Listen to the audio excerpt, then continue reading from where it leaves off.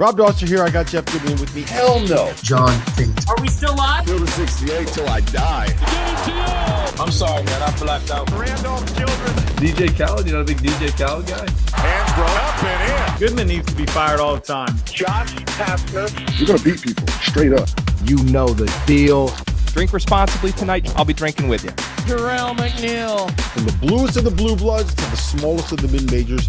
This is Field of 68 after dark.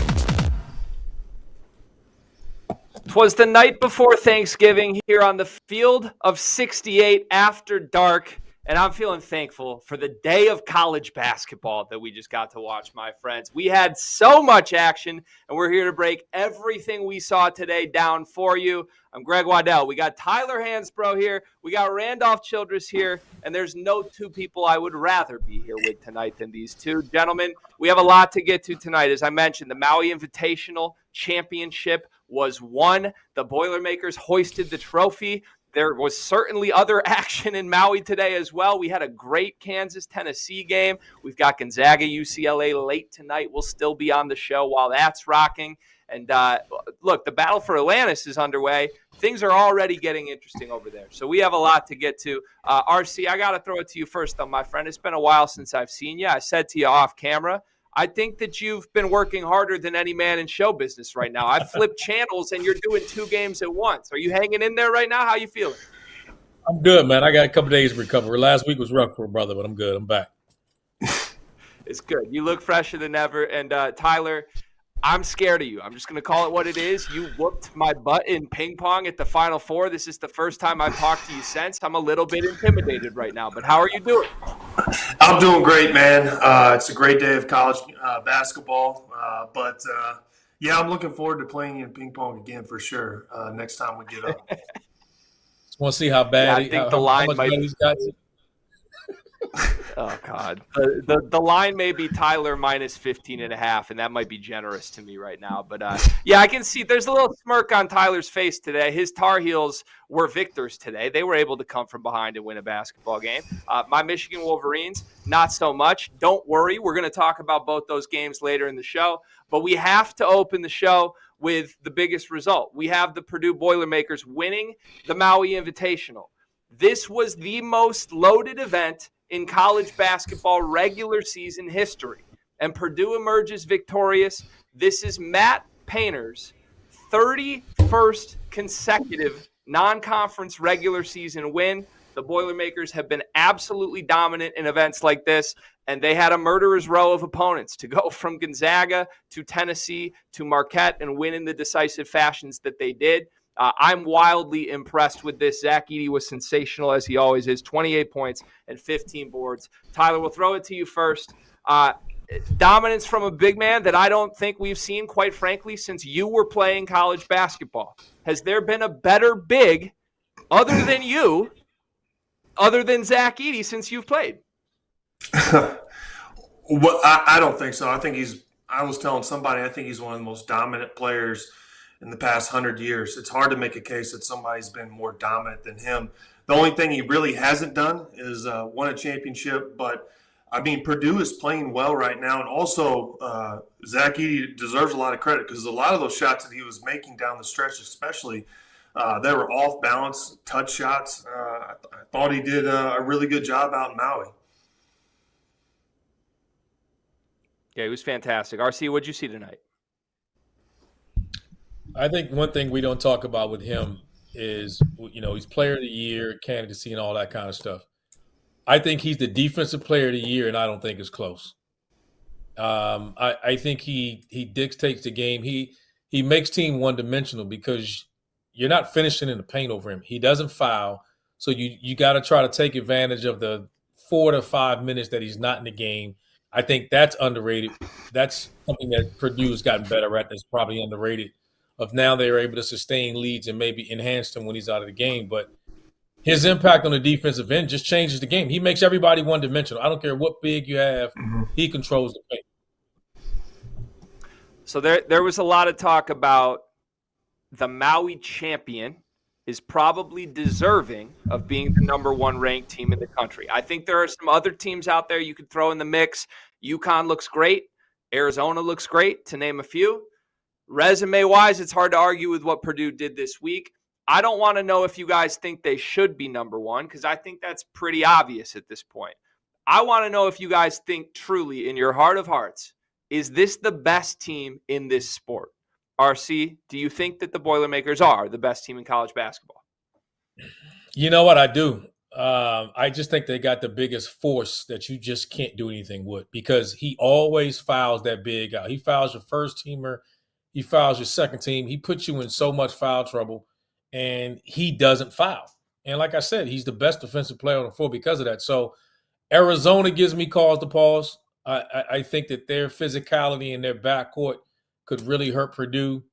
But I just think he's just so dominant inside. I can't bet against him. Still control. I haven't seen anybody take the paint away from him yet. So I think they're the best team. Tyler, I want your answer too. What do you think?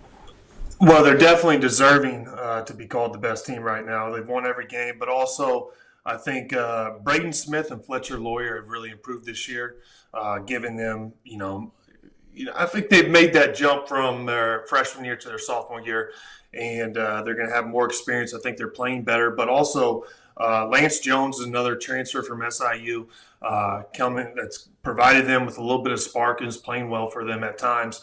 But, the truth is RC's right. I mean, they have the most dominant force in basketball right now. Zach Edey, he bails you out on offense. He changes every shot defensively. And a lot of those stats don't show up on the stat sheet. The way he makes players when they come in the lane, just his size and his length, they shoot difficult shots, or they have to change their shot, which turns it into a low percentage shot no matter where it is. But I will say this. I want to see, like, if Edey were to get matched up with Kyle Filipowski, who can extend him and bring him away, make him guard that three-point line, a team like that, I think, could make Purdue a little bit vulnerable. But also I think Purdue, when their guards get pressured, I think they have a tendency to get a little turnover prone. And I think that's a team like that can get out and apply a lot of pressure defensively and stretch Edey out on the court. I think that's going to be a team that's going to give them some problems later on. Yeah, there's certainly still some matchup concerns, you could say, with Purdue on paper, but it's hard to argue with the results. And man, I think you saw every side of Purdue in this 3-day stretch, right? And ultimately, the reason they emerged victorious here is because their constant is a better constant than any other team has in college basketball. Zach Edey on a bad day is going to show up and give you 24 points, 12 rebounds. He's going to get to the line. He's going to make his free throws because he's great there. And like RC said, he's just fantastic defensively. He doesn't foul, and he forces fouls on you. What makes Purdue special to me is they finally got a performance from their big four all in the same night tonight. And I'm including Lance Jones in that big four, but it's Braden Smith, it's Fletcher Lawyer, it's Lance Jones, and Zach Edey.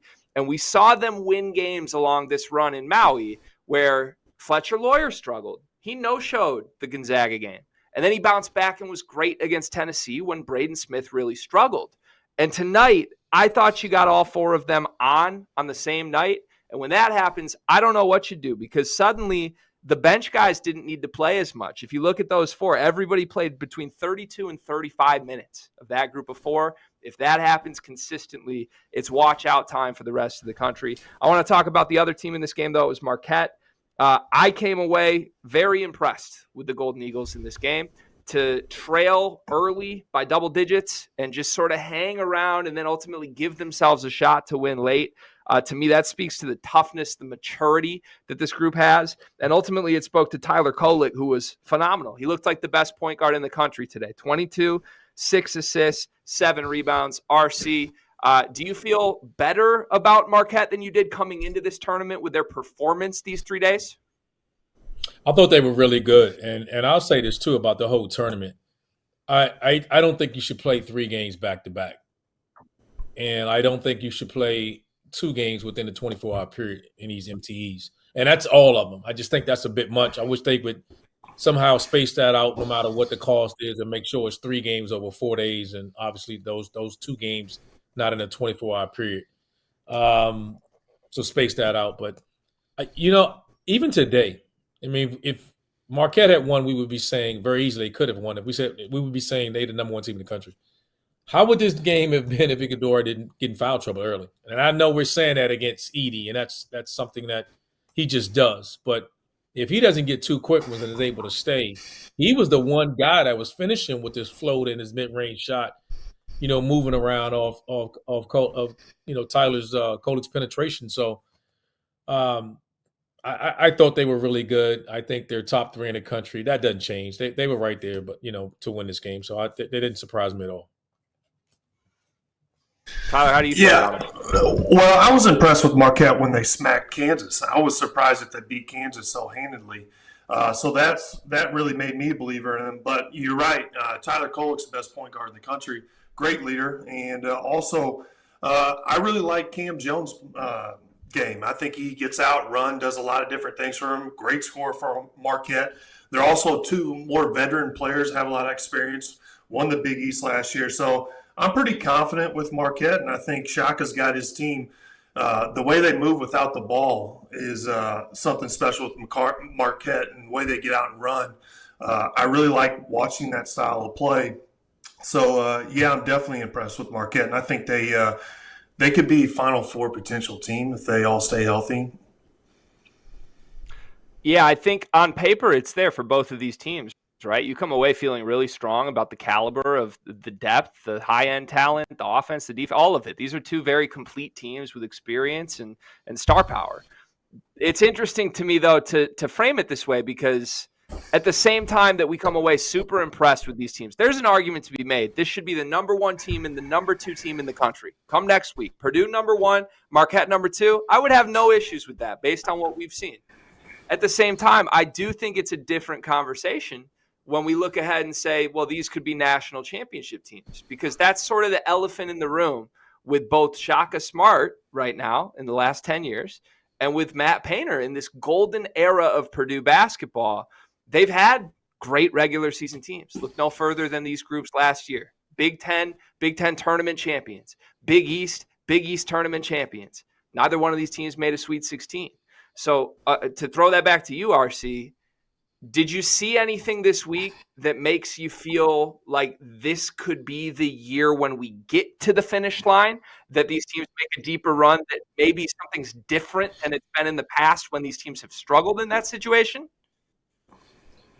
Yeah, Tyler, you'll know this because you've done it. And you just don't go from nothing and then go win a championship. There's levels to what you do when you get up there. You got to be able to learn. You get to a certain point, because sometimes, when you get to a certain situation, your expectations may be coming in and they're going, hey, what, we just got to win a conference championship. It'd be like Marquette came out of nowhere and won it. So we're sitting there, return a lot. Then you're thinking, all right, next year we know with all the pieces we have coming back that we can go win a national championship. So I think, yes, both teams, great year last year, disappointed finish, but the core of their teams is back. I think that redemption is just something that they're riding with this year, and I expect both of those teams to be right there in Phoenix. Yeah, and one thing I always look for teams that have championship potential is I'm a big believer in veterans, and we saw this last year in the Final Four, especially with San Diego State and how old their team was.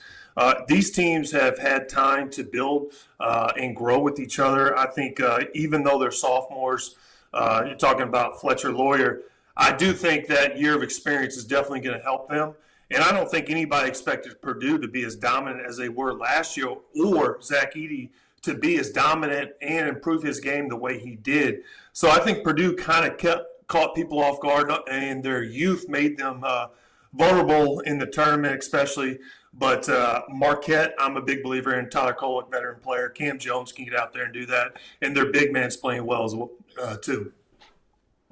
Yeah, for anybody out there who's looking at these two teams and wants to play the angle of, well, it's regular season, it's not March. I will buy all the stock in these two teams that I can. And one quick stock or stat on this Purdue team. Since December 9th, 2020, Purdue is 33-3 in their last 36 non-conference games. Wins against North Carolina, Villanova, Marquette, Texas, Gonzaga, Duke, Xavier, Tennessee, Gonzaga again, and Marquette again. The three losses, gentlemen, North Texas, St. Peter's, and Fairleigh Dickinson. It doesn't make a lot of sense, but it's fascinating to watch. We'll be back after the break on After.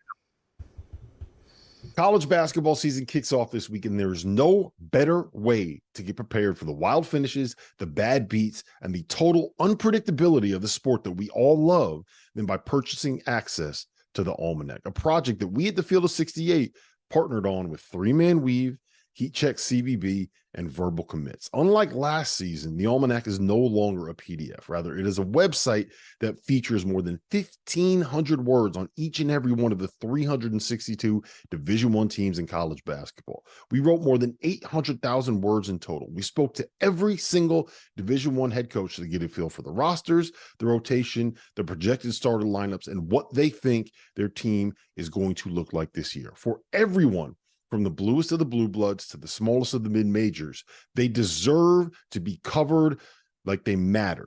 And over at the Almanac, that is precisely what we do. Access costs just $19.99 for the year and can be purchased at the link in the description below. And now, back to our show.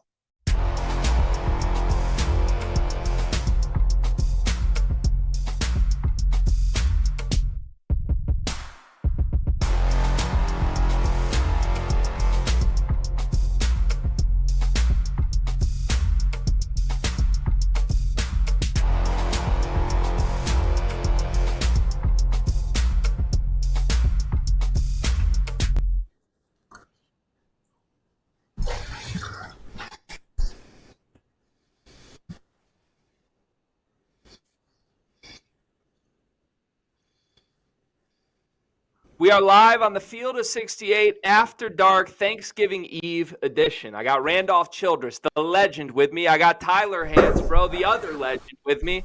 I'm just Greg Waddell, but I sure am happy to be here breaking down a great night of college basketball with these two lovely gentlemen. We just talked about Purdue's impressive run to the title game. We talked about Marquette, who we were also impressed with. Here's two other teams I'm impressed with, gentlemen. The Maui Invitational Field was just loaded. Kansas defeats Tennessee in the third-place game. Look, a bounce-back game that I think was much needed from Kansas. And if you listened to Hunter Dickinson's post-game interview in the court, there was a look in this man's eyes that was like, yeah, we needed this one. And I haven't always seen that from him through the course of his career. They get it, a 69-60 victory over Tennessee. Dickinson was phenomenal. 20 rebounds from the Kansas big man, 17 points to go with it.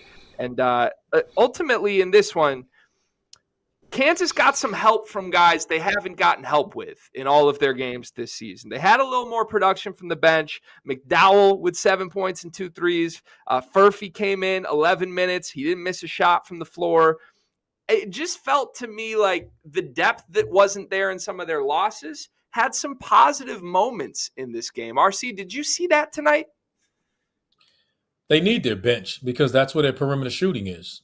And like tonight, they only made, 4 threes, and 3 of those 4 came from the bench. Like that starting lineup, we joked about this at the Champions Classic. Dwayne Harris is making 5 threes a game. I mean, he may not have another game this season. He steps up when they need it, and he's a gamer. But this team needs to, you were always in a game with them because it's a battle of who controlled the paint. This was a rock fight from the beginning, and Kansas was just a better team. One, because they had a closer in Hunter Dickinson. He was the best player on the floor. I thought that was the difference between these two teams. Yeah, they're like on paper, it's very fascinating to step back broadly and look at this team because I think Kevin McCullough has been as good as you could possibly imagine coming into this season. He's made the jump forward. Hunter Dickinson is who he is. He's an All-American level big. We knew that. DeJuan Harris has some ups and downs, but there's not a better floor general other than Tyler Kolek in the country, in my opinion. It really comes down to, are there going to be other guys who step up? And tonight, at least in the front court, KJ Adams did. 13 points, 4 rebounds to go with it. He was on the floor for 34 minutes. And to me, he is one of the swing pieces here because the rest of Kansas's guys are very inexperienced. KJ Adams, we know he's tough. We know he's an athlete. We know he's physical. And tonight the production came with it. Did you like what you saw from KJ tonight, Tyler? I did. But to your point is I like KJ Adams for what he is. I don't think he's going to be a focal point of anybody's offense. I think what he does is he does a lot of dirty work. He gets offensive rebounds. He fights. He battles. He does things like that. But those are winning plays, and a lot of times that doesn't show on the stat sheets. But also the thing for Kansas, I think Hunter Dickinson is playing much better now than he was at Michigan. I mean, this guy comes into Bill Self's offense, and just right away he looks like a calmer player. He actually looks like he's expanded his game. He looks comfortable on the top of the key. Also, I think he's gotten much better and more confident at the three-point top of the key shot, which is big for them. But, you know, RC kind of said that their depth for Kansas is a concern, and it is where their shooting, happens to be. But you've got to play your bench in non-conference games, especially early in the year, to expect them to have an impact later on down in the year. So I think that's smart by Self, trying to get his bench more involved, and you're seeing the production with it. That's going to be key for them. Tyler, I want to ask you. Go ahead, RC. Go ahead. No, I was getting ready to say, in their starting lineup, they only shot like 5 or 6 threes. The starters did, and Hunter Dickinson took 2 of them. Yeah. You know what I'm saying? They just don't. That's hard to do. Like, he's the best three-point shooter in their starting lineup. I know, but I like the top of the key three-pointer for the big man. I think that can be a great tool, and he's added it to his game. But again, you pull Hunter out from the three-point line. I mean, from the paint. I'm not a big fan of taking your best big and spreading them out behind the line, but in a way, it's kind of ancient basketball, and I'd like to see it working a little bit, but I'm not sure how sustainable that is in the modern day. I agree with you, RC. I want to ask you this, Tyler, because I'm fascinated by the psychology of this whole experiment in the transfer portal era. I am so familiar with Hunter Dickinson and his team struggles. I'm a Michigan fan. I watched it for 3 seasons, right? I saw him constantly produce. This isn't any Hunter bashing. This is truly I want to perspect someone who's lived it. I thought Hunter was fantastic his entire tenure in a Michigan uniform. I thought the surrounding pieces really left a lot to be desired, and it wasn't the perfect fit. I thought it made a lot of sense for Hunter to leave. In fact, I speculated it would happen. It did happen. I'm happy for him. He got the bag, right? It worked out. I find myself almost kind of sad for him that he has landed in a spot that has a lot of the same issues he transferred away from. Like, this team does not have enough shooting. He's playing full time, 34 minutes tonight, from a 4 that can't shoot. He's playing with a point guard who doesn't want to shoot. So, that was such a large issue for him at Michigan. Was he was facing double and triple teams, and nobody respected the perimeter game. And if you want to go further than just the shooting, it was an issue last year that Michigan was playing 4-on-5. I mean, call it what it is. Whoever Michigan was playing at power forward was not a high caliber Big Ten level starter. And I think Kansas has some of those issues right now. Outside of KJ Adams and the big 3, I don't think they have a 5th guy who is ready. So from my perspective, I'm kind of baffled that he willingly chose to enter into another situation in a roster like this. And I'm curious to you, Tyler, as a guy who went through this at the highest level in college, how much does fit with personnel truly matter? Because your final years, when you were championship level good, you had talent and fit. You had all of it. Earlier in your career, I'm curious if you would say that you noticed a difference fit-wise that may have affected both the team and your individual performance. Well, first of all, I don't think there's – you can make an argument that Bill Self is the best, one of the best big man coaches out there in college basketball right now. I think his high-low offense and the freedom he gives his bigs is special. All that in itself is appealing to go to Kansas. But I don't think Kansas, the way you just described them, I think, McCullough to me he is a very good player, extremely talented. And I know you're talking about the lack of depth, but I think this team for Kansas, even with their lack of depth, I think they're a contender. I do. I believe that. And I think Bill Self can get it done. I mean, Harris was Defensive Player of the Year last year in the Big 12. They're going to have to find shooting some way. I mean, I don't know if you can build some guys up with getting them minutes and also getting them confidence and, kind of allowing them to make mistakes and continue to play them. But, I think Kansas is an appealing place, obviously, but I don't think Hunter looked into it and thought that I'm not sure I can win at Kansas. I'm sure Bill Self had a way of telling him, if you come here, we can be a championship team. And so I think that was appealing to him in some capacity. But, I mean, Hunter's a different player to me. I think he's playing much better than he did in Michigan. And like I said earlier, I'm a big guy on fifth-year guys. I think, fifth-year guys are extremely valuable and veteran players. So, obviously, that experience helps. Let's talk the Tennessee side of things here. Dalton Connect, fantastic in first halves in this Maui Invitational. Really hit a wall at halftime, whether that's cramps, whether that's something else, I don't know. RC, what did you see from Connect? Clearly, he's a high-level guy, but struggled in second halves. Why did that happen? Well, I mentioned that earlier. I'm not a fan of 3 games in 3 days. Like, I think that's hard to do, trying to play certain, a high-level minutes against the competition these guys played. So the concern that I have for Tennessee going forward is if Connect is the guy, and as much as we talked about him in the past, then he's got to show up and make plays to close games. Like, if he doesn't, then what's the difference between this year's team and last year's team? I know they got Vescovi. They got an issue with point guard spot. They got to figure out, do they want when Ziegler gets healthy, what are you going to do? How are you going to play him? It's him or Gainey. Gainey gives you a ton of offense, but Sakai is the anchor that he starts it with his defense, and he does. I don't know. We said this before. They're a defensive-oriented team. Then they got to come in with their offensive guys off the bench. How you mix that, you're giving one without the other, and that's my concern. I thought Connect was the guy that was going to be the offensive playmaker, the closer for him, and I'm not hard on him because of, like I said, 3 games in 3 days. But if they're going to get to their destination in Phoenix and possible win a natty, then he's got to step up and be that dude. Tennessee struggled from 3 tonight, 9 for 33. How much of this was just legs, like RC's saying, hit a wall, 3rd game in 3 days? But not just that. They played Zach Edey yesterday, guys. Like that's a different challenge than just 3 games. How much of it was that? I think that had a lot to do with it.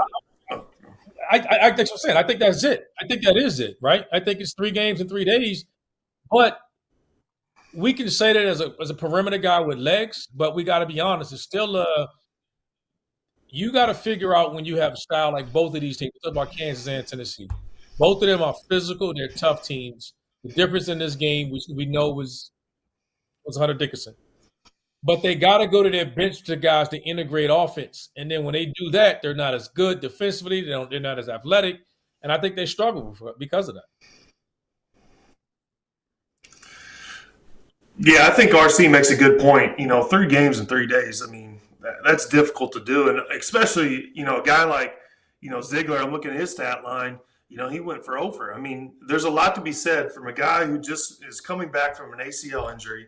And then having him play 3 games, in 30 days is a difficult task. And it does make players vulnerable to injuries. I can tell you that. But I don't think you get much of an argument from many college coaches. Hey, let's spend some extra time in Maui or some of these tournaments. I think that's actually kind of appealing.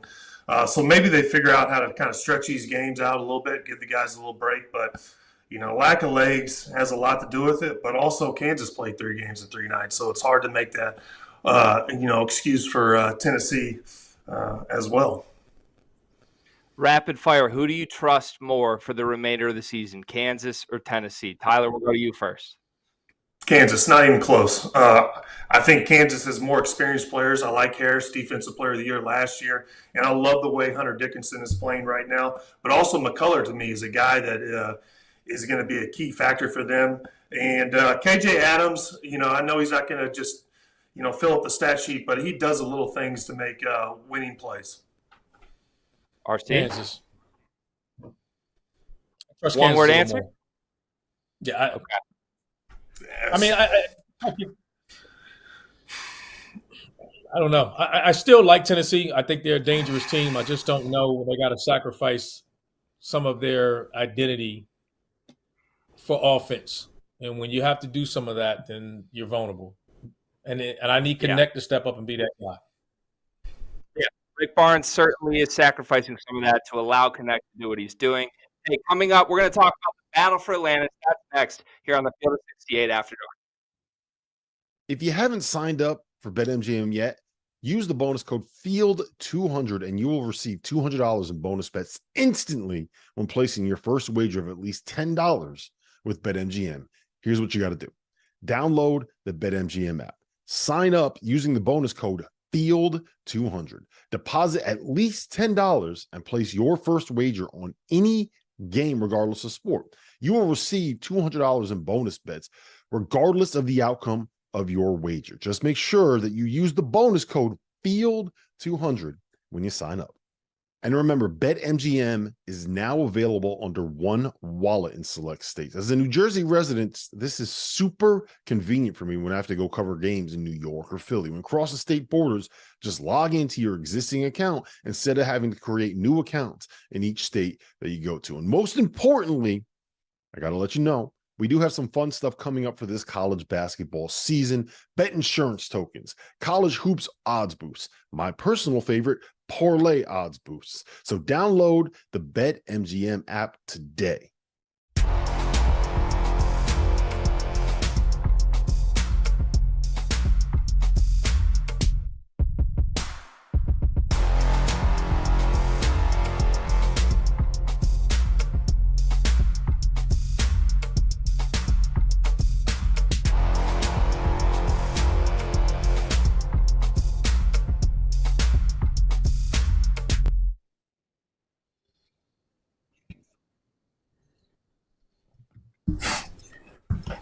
We are live on the Field of 68 After Dark. It's Wednesday, November 22nd. We are 30 minutes away from Thanksgiving. Happy Thanksgiving, everybody watching. I got Tyler Hansbrough here. I got Randolph Childress here.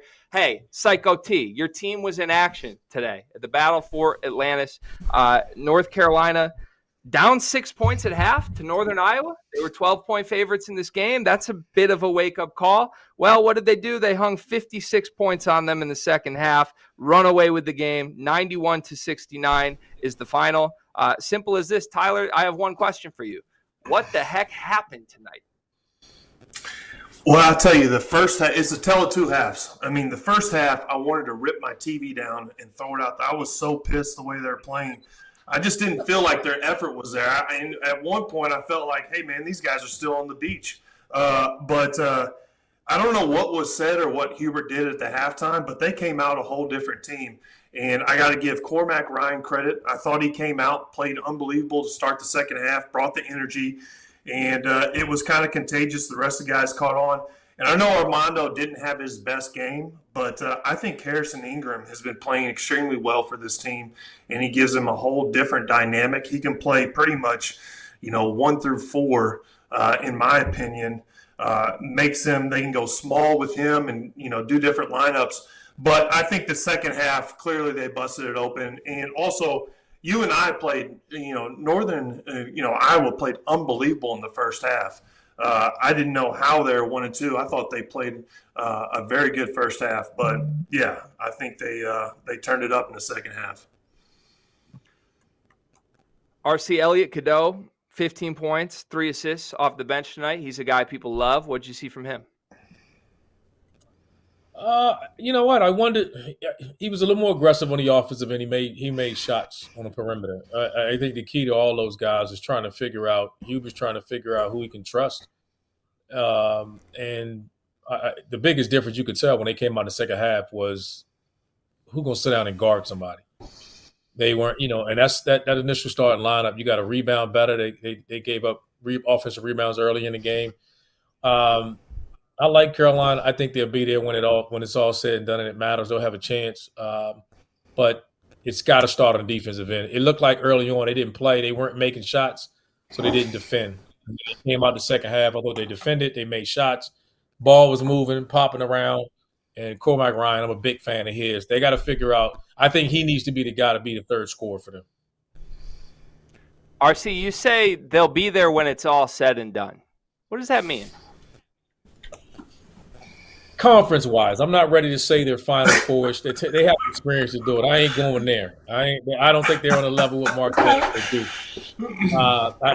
Conference-wise, I think they'll be there. I think they'll be better than what people give them credit for. I'm not ready to say Phoenix yet. I haven't seen enough out of them yet to put them in that category. Okay. I was just checking. I want to make sure we're on the same page on this with the target. No. You're right. Let me be clear on that.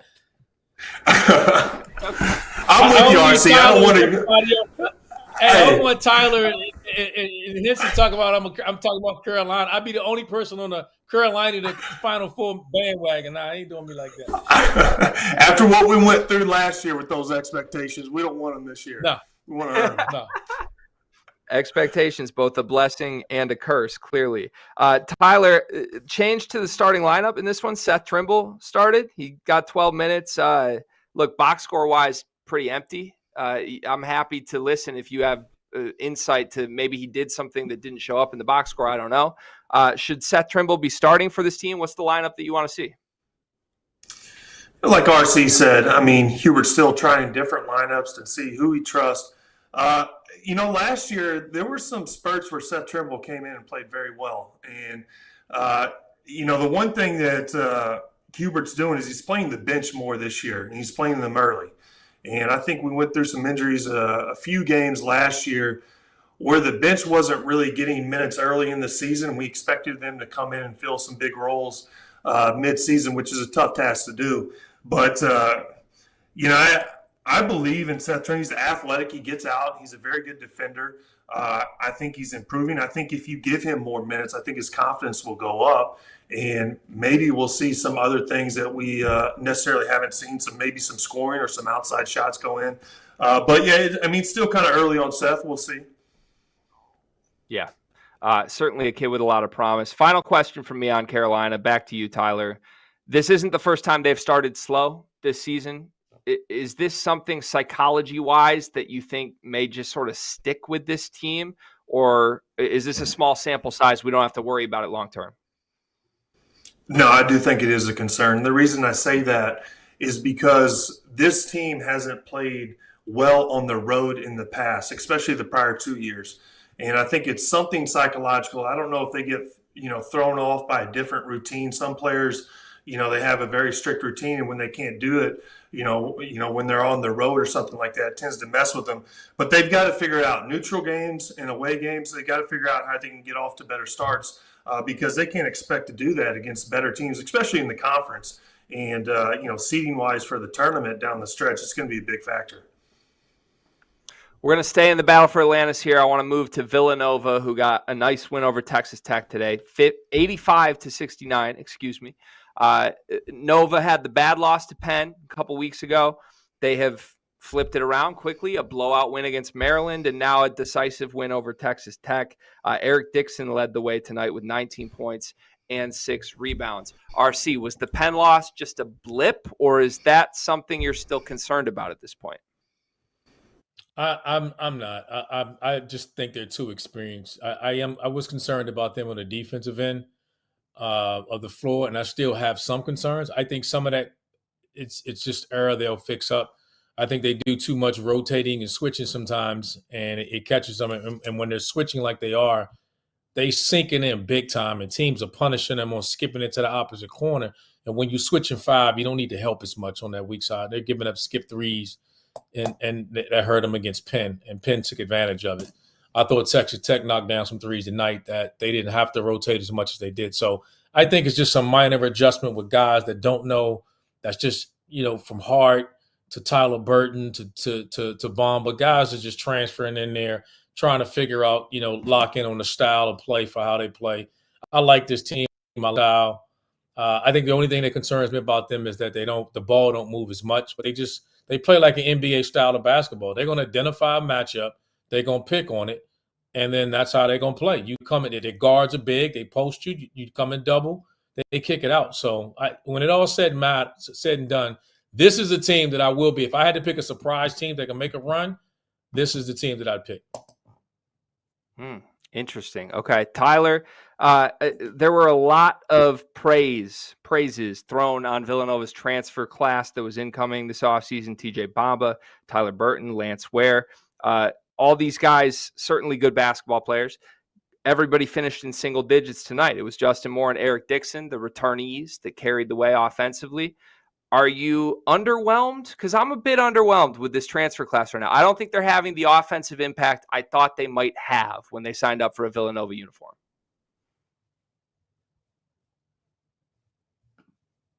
Quite yet. I mean, they are a veteran team, but also to expect a bunch of transfers to come in and right away to kind of gel, I mean, that's hard to do. That's almost impossible. I think they're kind of figuring themselves out right now, it hadn't been that many games. But I think as the season continues to go on, I think this team will gel and they will figure it out. But also, I'm not the biggest fan of switching absolutely everything 1 through 5. I just never liked that style of basketball, but, I'm not worried about Villanova. Okay. All right. Jay Wright's still coaching? Is that we're just not worried about him? Jay Wright's still there? I feel like there got to be a little bit of concern, fellas. What are we doing? No, I only say that because he's right about it's just the experience level for me. I think they're a veteran group of guys, and that does bother people come tournament time. Now, I do think they got to adopt more of a defensive mentality. I do think that these guys got to want to guard a little bit more than they do. If they all commit to locking in, just competing more in the defensive end, and in the way they play offensively, they're just picking matchups and attacking your weakest defender, whether it's a big or it's your point guard. They're going to put them in ball screens. The guards are going to post them. Dixon will pop and face your big. So they just attack matchups. So, everybody say what they want. A lot of teams are relying on systems, and they're just relying on their personnel. And I like their personnel, and I'll definitely like it in March. Yeah, they have a good roster, that's for sure. All right, the final for this segment, the final game from the Battle for Atlantis I want to talk about. Memphis defeats Michigan. They were up as many as 16 points in the second half. Michigan made a furious comeback. Ultimately, it was not enough. Ashton Hardaway, by the way, 2 points on the season, 17 points tonight, 5 3-pointers made. I don't know who saw that coming. I certainly did not. RC, was this win more about Memphis being good or Michigan being bad tonight? I came away impressed with Memphis. I wanted to see, for the last couple of years, Memphis, we know, has always been a really good defensive team. Since Penny's been there, that's where they hang their hat. I think now, I don't know if he has the guy like he had Davis a year ago. I think he has multiple guys that can score it, though. So it's not going to be, one guy we're relying on to get us 20, 25 points a game. I think it'll be what we saw tonight. Someone will step up, and it'll be that person's game offensively. And I'm okay with that. I like this team. I think they're deep. Even with bigs, they throw Brown out. They got Dandridge. They got multiple wings. Like I said, it's going to be a different guy offensively. They're going to be a dangerous team. And they're going to have to build this resume because I don't know how much competition they're going to have in conference outside of FAU. Yeah, they had 10 guys play double digits tonight. Yeah. 5 starters, all 5 of them for Memphis, have now played at 3 different schools in their college career. I mean, this is a team with a ton of experience, just a ton of miles on them as far as college basketball players go. Tyler, what did you see from Memphis tonight? Play guys, but also like RC said, defensive team. I love that aspect. They actually shot the ball pretty well from the 3-point line, but and they also kind of contained Doug McDaniel for Michigan somewhat because he's been playing unbelievable. They contained him, so they did a good job with that. But yeah, like RC said, this is a big win for them because their conference isn't that strong. From the Michigan side of things, Juwan Howard was back on the bench tonight. Phil Martelli was still the acting head coach, but it was great to see Juwan healthy enough to be with the team. It's been a while since we've seen that. At the same time, RC, I feel obligated to ask, Michigan had some things rear their ugly head that have not happened this season until Juwan Howard's back on the sideline. They were not able to get out in transition at all the way they have in the first 4 games of the season. They've been a slow team historically under Juwan Howard. Was that because Juwan Howard was back on the bench tonight, or was that just an anomaly and a result of how the game played out? I don't know how much he offered. I mean, who knows? I think him being there, he still, relegated it like Martelli was still making all the calls. They were right there. I mean, so it's hard to say, what they haven't been as disappointed. I don't think anyone expected them to be great this year. So I think they're still going to be better than we all thought they were, that we thought they were going to be. All right. Well, coming up on the Field of 68 After Dark, we're going to talk about the thrilling Arkansas double overtime win against Stanford and much more. That's next after the break. College basketball season kicks off this week, and there's no better way to get prepared for the wild finishes, the bad beats, and the total unpredictability of the sport that we all love than by purchasing access to the Almanac, a project that we at the Field of 68 partnered on with 3-Man Weave, Heat Check CVB, and Verbal Commits. Unlike last season, the Almanac is no longer a PDF. Rather, it is a website that features more than 1,500 words on each and every one of the 362 Division I teams in college basketball. We wrote more than 800,000 words in total. We spoke to every single Division I head coach to get a feel for the rosters, the rotation, the projected starter lineups, and what they think their team is going to look like this year. For everyone, from the bluest of the blue bloods to the smallest of the mid-majors, they deserve to be covered like they matter. And over at the Almanac, that is precisely what we do. Access costs just $19.99 for the year and can be purchased at the link in the description below. And now, back to our show.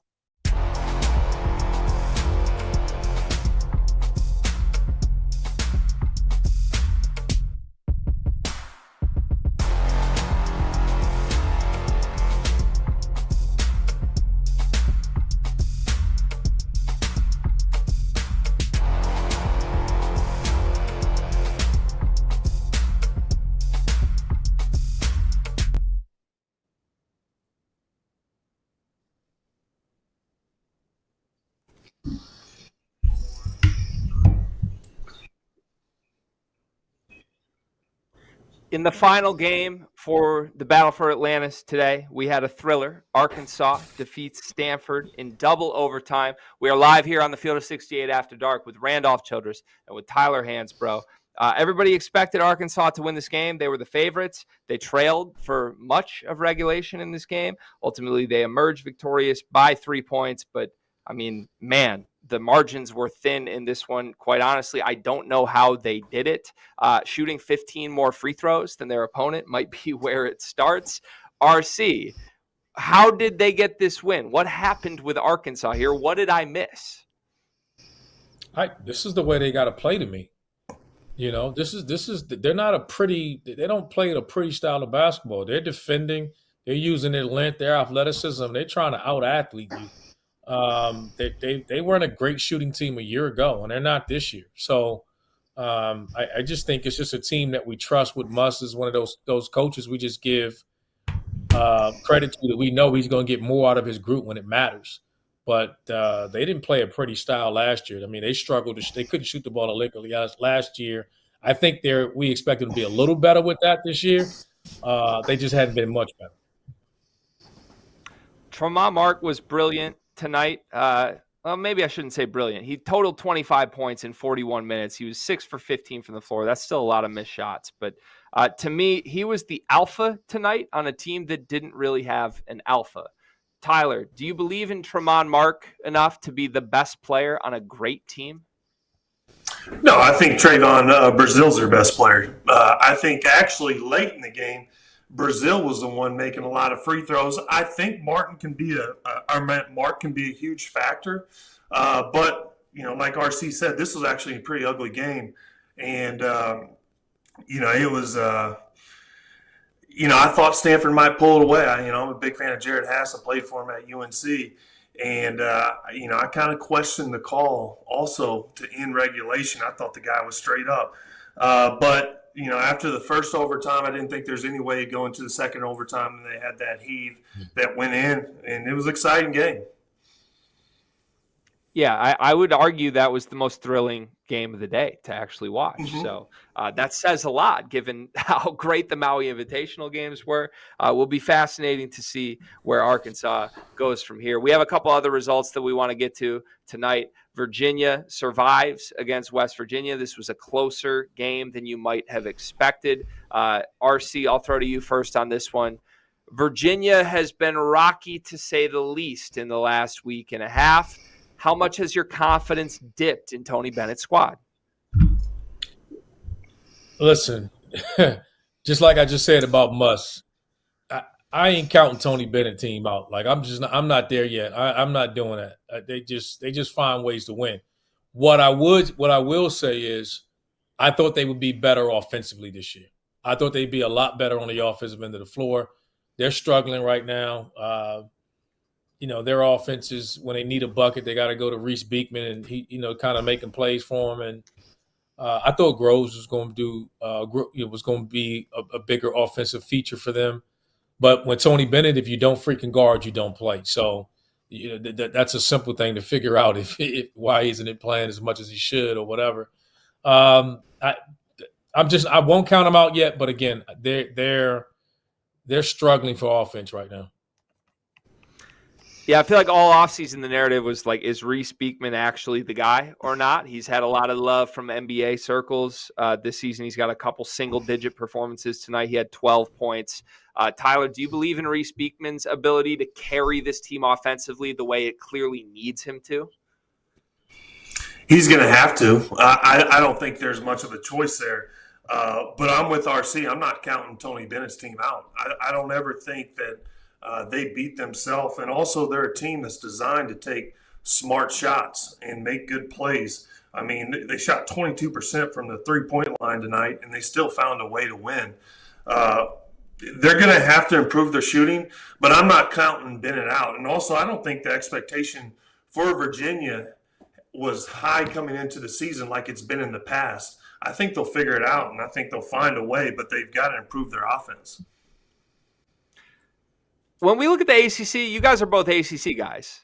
Are we still viewing Virginia as like a top 4 team in this conference? Like, where did they rank? Because from an outsider's perspective, this kind of feels a little bubbly to me. Am I crazy for that, RC?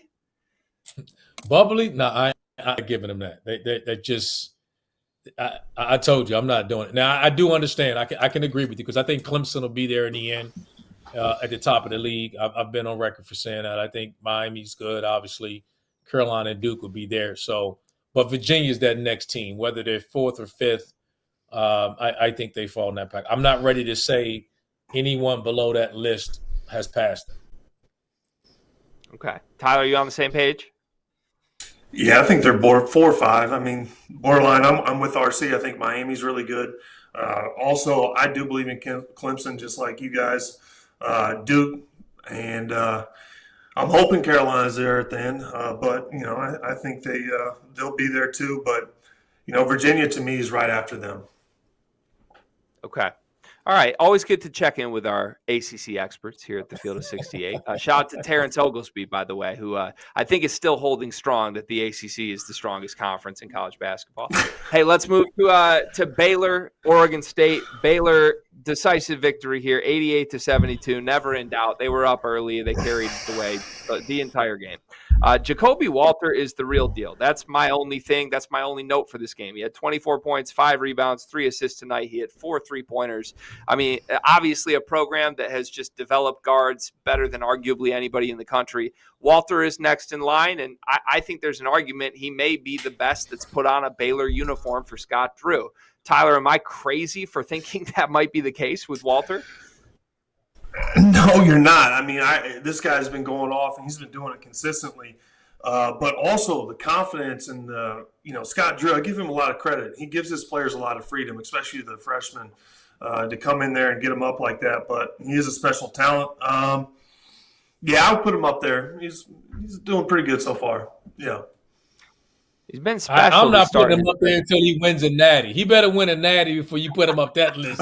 There's a national championship banner hanging in Baylor, and before y'all put that man on that list, he better deliver a damn natty. Nah, he's good. I'm giving y'all he's good. But Baylor has had some dudes. Like, stop playing with him. They done had dudes. Come on, man. Understood. Listen, no disrespect. Jared Butler, Davion Mitchell, absolutely special. Maybe I should be separating out the categories, RC. Maybe we got a Keontae George category, and then we got a champions category, okay? Jacoby can rise up that one.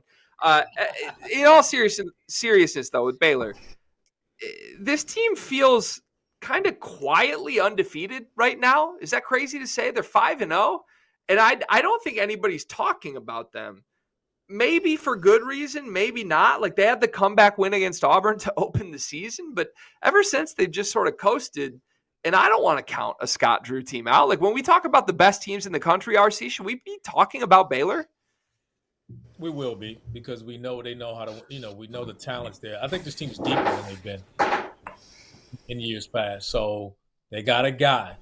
And I like his poise. I thought George at times last year was trying to prove to everybody that he was really good at moments, and I thought they weren't as good defensively. I think this team is better on the defensive end of the floor, and they're going to find ways because they got options, and he doesn't have to carry this team.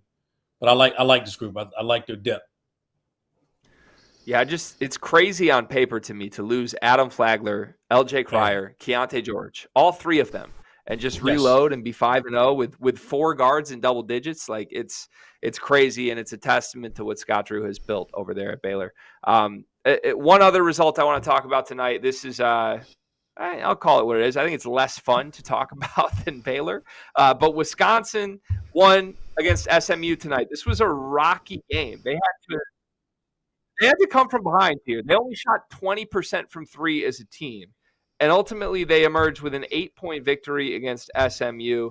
The Badgers, I don't know what to make of this team. Like, some games, they look like an offensive specimen. They scored 105 points in their opener, and then they've looked stuck in the mud in other games. Tyler, do you trust the Badgers? Are they someone we should be talking about nationally right now?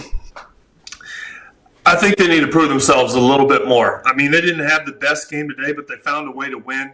They shot 20% from the three-point line. That's not going to win many ball games when you do that. But I don't know if they deserve more national attention, but I would like to see more of them and see them get more wins. I mean, they are 4-2, but yeah. RC, what'd you see?